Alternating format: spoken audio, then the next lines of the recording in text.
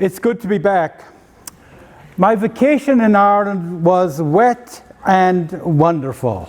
I only got 3 days of good weather, but that's what you get, right? But I have to tell you about Ireland and England. They are filled with great, great anxiety.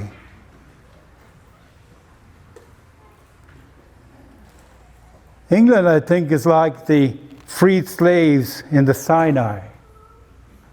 Do we go back? Do we go forward? They have an identity crisis at the moment, well, for the last 3 years. And in today's scripture from Exodus, I find that God is like the Speaker of the House in London. Order! Order! Order! He screams at poor Moses in the midst of the bedlam that's going on below. On Irish radio, I was listening to a comedian who was being interviewed. He made a very, very wonderful comment for us today, I think. It's about our morning routine. I would wake up in the morning to this phone going off. That was my alarm. And the first thing I was doing was I was looking at it, and there was breaking news from America right away. Not good news, all breaking bad news, shall we say. So he made a comment like this. He said, isn't it amazing? He said, we wake up to our phones and our computers and we listen to the radio, and before we've even petted the dog, noticed our wife, lived with our children, or had a cup of coffee, we've got all the bad news of the world has entered into us. First thing in the morning. So ever since I heard that, I woke up in a different way. I still had the alarm, but I did not look at the phone.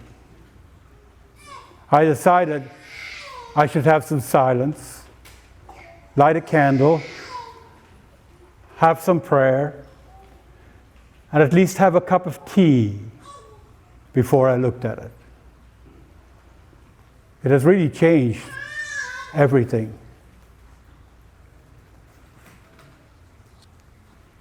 So I'm looking at it this way and kind of want to bring it to you as maybe a way to change our ways in the morning. A God who in Exodus screams, order, order, order, at Moses has become incarnate for us.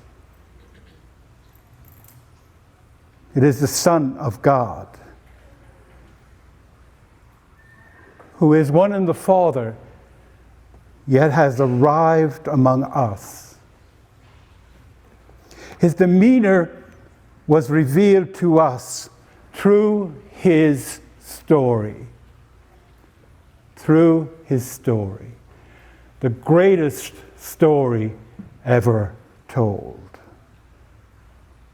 He is not the angry God of Moses who wants to start over, but the voice of good news. You are mine. My covenant with you is never reneged on my part. I will always love and cherish you.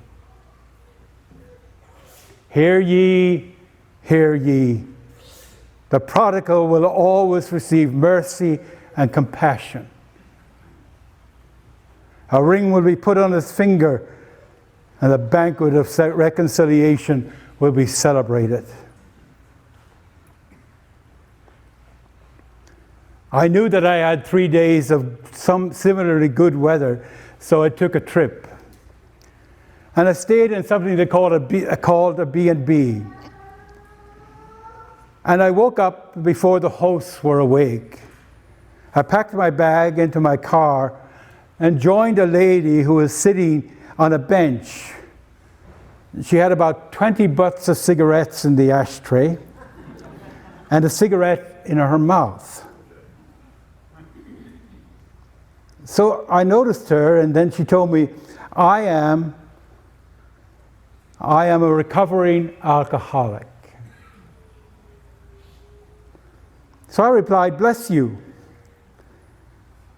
So she surmised that I must be a Christian. I wasn't wearing my collar, as you can imagine. Then she told me a dire story.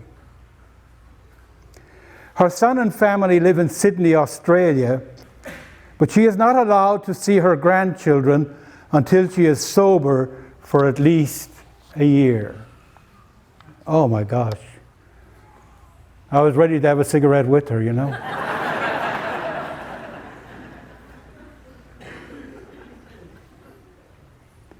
This is not what I hear from the generous father. But it is the attitude of the older brother. If you do penance and live in isolation,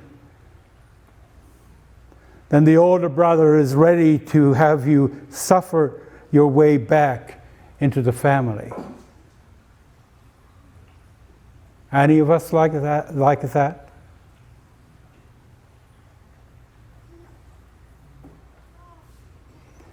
So what is my golden calf? Ross for less, fancy car, Mac mansion, my ego.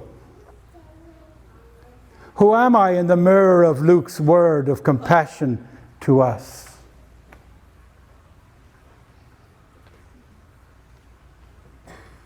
My first act now, when the phone alarms me, is to pray, light a candle, sit in holy silence, then a cup of tea. Then the breaking news, then the daybreak of life and mission. I tried to let the lady know that she was cherished and loved by God, even though she told me she was an atheist.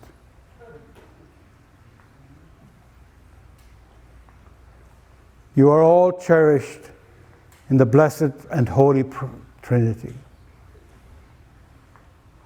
Bow your heads for a moment. Speak to our God.